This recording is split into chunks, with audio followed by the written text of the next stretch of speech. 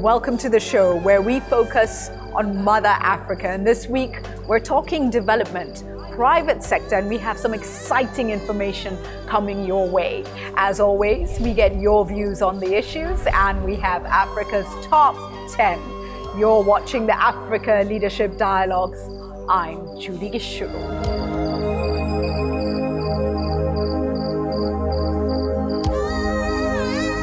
Well, this week on the show, we come to you on location in Accra, Ghana, at the Development Finance Forum. And we're happy to host Axel van Trotsenburg, Vice President, Development Finance at the World Bank Group. Very excited to have you with us, Alex. Thank you so much. Thanks for having me. Axel, thank you so much for making time. Now, huge commitments have been made, and I think this is particularly exciting for the African continent, for fragile states, for the private sector, so we have a lot to discuss. But let's start by introducing us to IDA. What is it all about? What is the purpose, please? IDA was set up 57 years ago in realization that the lower income countries need concessional finance, i.e. grants, or if they take a credit, that can be then repaid over 40 years instead of over 10 years or shorter. In that sense, the debt burden would not be so heavy and the development impact greater. Over the years, we needed to replenish that every 3 years. And that's always a challenge with donors where aid budgets are being cut or redirected to refugees in Europe. Mm-hmm. So these were challenging times. And what we decided to do is to use the specific form of IDA, where we have actually a lot of equity, to leverage that also over international capital markets and also be able to get bond issues. That means that we can benefit from contributions from donors, from reflows, from old loans, as well as new bond issues. And that added up to $75 billion. That's a 50% increase over the last time. The good news is this means that we can have an investment engagement of $45 billion over the next 3 years in Africa, because IDA benefits the whole world. So it's not only for Africa, but Africa is by far the main beneficiary continent, but also in Asia and Latin America. So we are excited that we can now actually have a stepped up program for Africa. It's in the order of 50%, and that means $15 billion per year we will execute or developing new programs over the next 3 years. So $45 billion over the next 3 years, huge commitment. Most interesting from your description of the program is that you're thinking out of the box and you're doing very different things. What should this mean for Africa in terms of transformation? What are your hopes? Well, the first thing is we need to realize that a lot of the partner countries in Africa, quite a few, are affected by fragility, by war, by conflict, and have been marginalized and left behind. And yes, we have been stepping up our engagement on that over the years, but IDA 18, the latest replenishment, has said, look, we cannot just increase that by a little percentage point. No, we have said we will double this. That means for the country allocations, we will go to close to $15 billion. And we have extra funds available that, in my estimation, will lead that probably about $20 billion goes to the fragile countries. And we will address specific needs that deal from famine to also the refugee situation. So that is very good news to increase that engagement. And what we hope is that it sends a very strong signal that also should do the same. Because while the World Bank was successful to get additional resources, of course, the additionality needs to be for all. Mm-hmm. And we would like to see that also bilateral donors and other organizations are keeping also their promises. The second important element is the public sector cannot do it alone. We need to create jobs, and as you started as an economic transformation, That was the topic that African leaders were pushing during the replenishment. And they are right. Jobs need to be created. That means private sector engagement. And therefore, we will step up our private sector engagement with government in terms of regulatory reform, macroeconomic stability, infrastructure investment. But we need an additional effort that investments actually are taking place when it is perceived as too risky. And therefore we created also a private sector window that has about $2.5 billion that is specifically targeted at de-risking investment in the most challenging environments.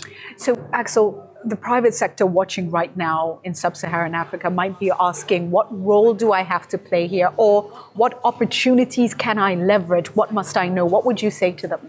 I would say is first that they engage with our country offices, because we should not have design programs from Washington or here in Accra, but we should design the programs in the countries themselves, and therefore benefit from the good ideas many have how we can work together.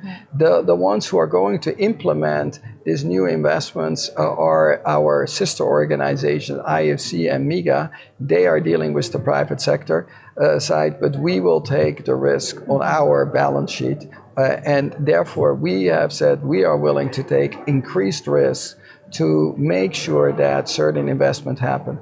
That can be in the infrastructure area, but it could also be what you are seeing in this forum. A lot of people are concerned about forex finance, foreign exchange finance, and they would also have local currency financing. So we have created a local currency facility. But also what we are seeing is the small and medium-sized enterprises are the source of employment creation, and we need to support them. And that means we need also to think, what are new forms of engagement with that particular group? And we may need to help with some concessional financing to get these enterprises off the ground. And this facility has all these possibilities. And the main thing is to engage with the World Bank group and then identify the possible projects that we can develop together.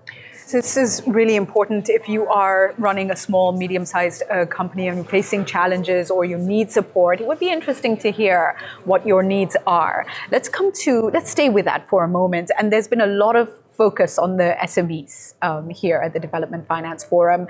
It seems, this is a renewed focus and a renewed understanding that the informal needs to be supported to formalize, to come within the tax bracket, but also to grow, to scale up, to be more prosperous and successful. Is this a new discussion, or is this something that has been talked about but we simply haven't been able to? I think in the development fields, pretty much most has been touched upon. Yes. I think what we need to look at is, did we make the difference that we intended? And the answer is unfortunately no, because we are failing young generations in creating the jobs of tomorrow. And that means we need to look again hard how we can make it happen. It is too easy to be in a fragile country and say, well, okay, the investment risks are too high, so I don't do it. Right. And therefore, you deny many people any job chances. Right. So what we need to say is, look, just because it is difficult, we need therefore to think more creatively how we can, under the circumstances, develop new projects. And yes, the risks are higher, and therefore we need to then to say, well, then help de-risk it, not in words, but that also put the resources where. Right. There's too much rhetoric, too little real money. And I think that is what we try to address, that yes, the World Bank is willing to put that risk capital down, not to waste it, but certainly there are many, many good projects that have really chances. But because of the circumstances where these groups or firms are operating, have no chance to access to finance. Stay with the Africa Leadership Dialogues.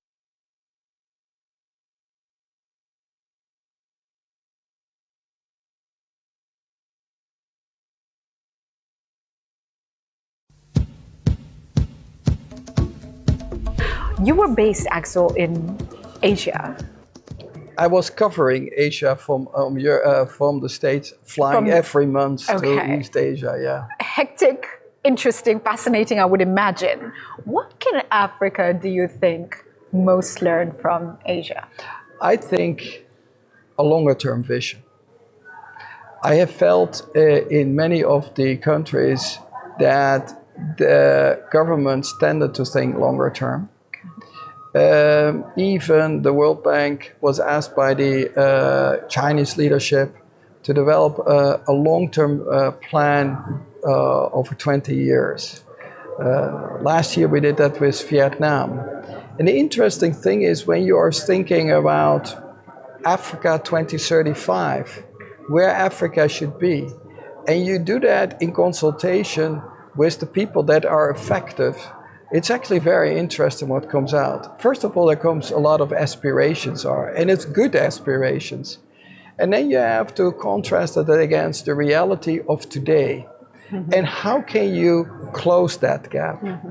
And the good news is it can be done.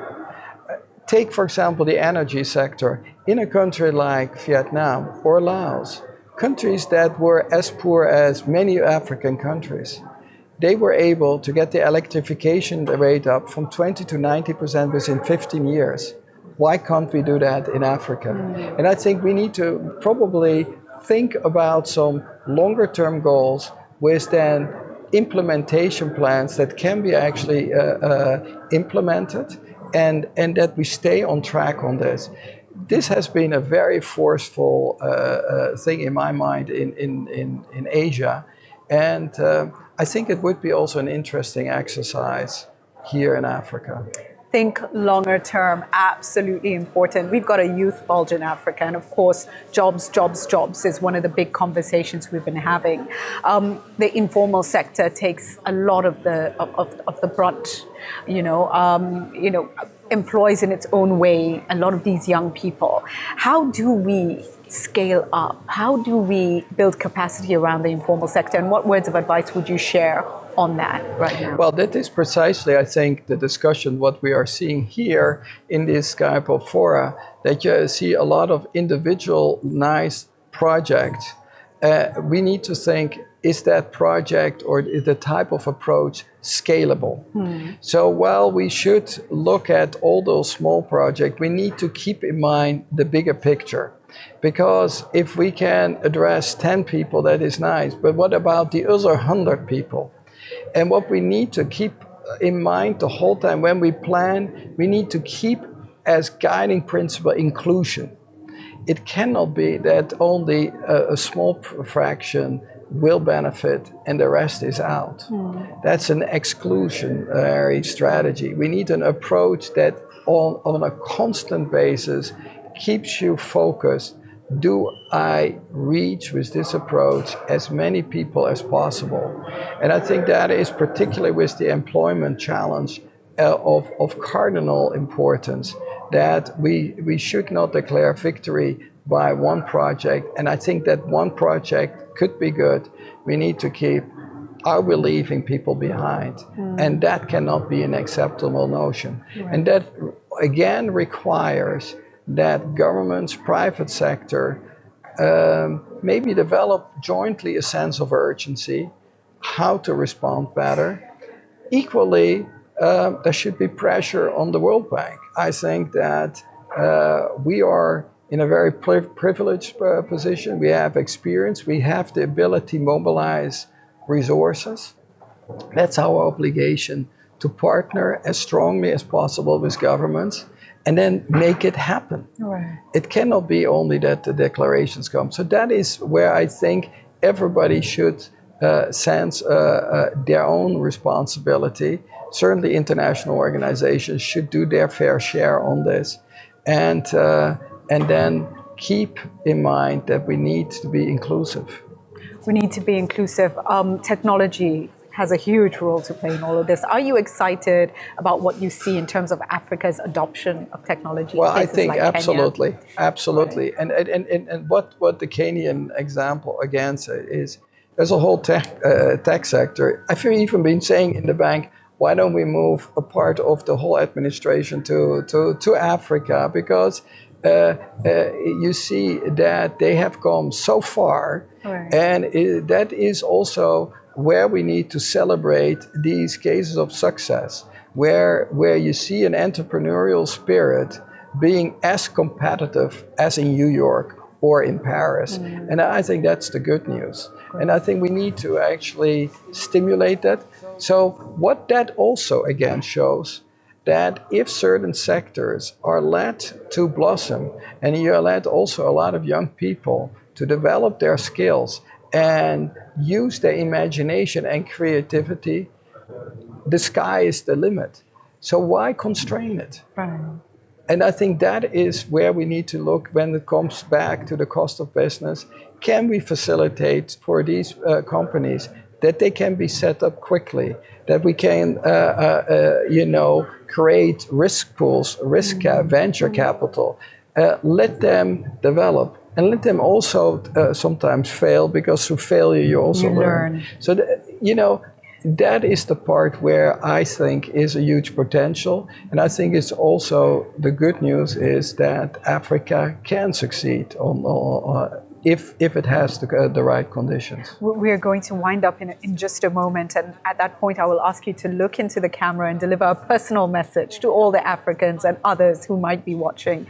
But before we do that, I do want to touch on the threat of climate change, the threat that it presents to the whole globe, but Africa is feeling the brunt of it already. We're currently going through a drought, and yet we talk about agriculture offering Africa the greatest potential for transformation. What are your thoughts on how both the development world, private sector, public sector can all come together and embrace the threat of climate change and address it? Where do you stand on that? Well, I think this is life-threatening. I've worked, as you said, in East Asia and the Pacific. I was in the islands in the Pacific. They see every day the real threat because sea levels are rising. I think that we need to realize this is no longer a responsibility of one small country, it is a responsibility of everyone, right, and certainly of every organization to focus squarely on this. Unfortunately, Africa has been disproportionately affected by the effects of climate change that not necessarily was created by them. Mm-hmm. And so we need also here additional support for African countries. But I think this is going to be a generational issue. Every year that we don't address it will be a disproportionate tax on the future generation. It's basically a progressive tax. And I think the seriousness we see every day with the reports that are coming out. The World Bank has been warning, it is the time to act now. It would have been better if we had acted yesterday, but let's do that. And certainly also within the IDA context, we will have a focus on this. It will become more important on this, but we should be aware that we are jeopardizing potentially many advances in development because of climate change. This risk is real. It is already felt in Africa. We have to act. So there is no room for complacency. Wow. The risk is real. We have to act. There's no room for complacency. And to wind up, please look into the camera. We have an audience that watch this show every week, looking to learn, looking to grow, looking to be inspired. If you have a message for Africans out there, what is that message? Well, what drives my work at the World Bank is be passionate and be determined to work on your projects and have a long-term view. You need to know that you are not alone. You do it together, and together we can succeed. So I would say you need to combine that also with a good portion of passion and idealism. And with that, we can go a long way. Thank you very much, Axel, for your time. Much appreciated. Stay with the Africa Leadership Dialogues.